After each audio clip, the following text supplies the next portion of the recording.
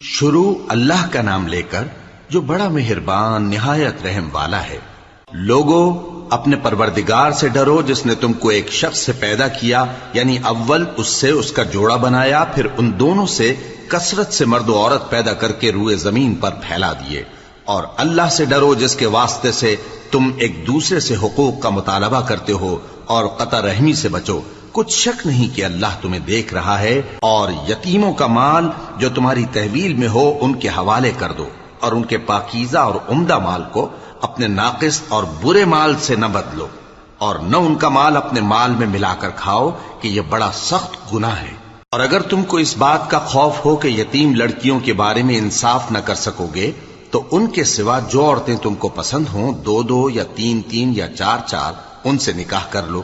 اور اگر اس بات کا اندیشہ ہو کہ کئی عورتوں سے انصاف نہ کر سکو گے تو ایک ہی عورت سے نکاح کرو، یا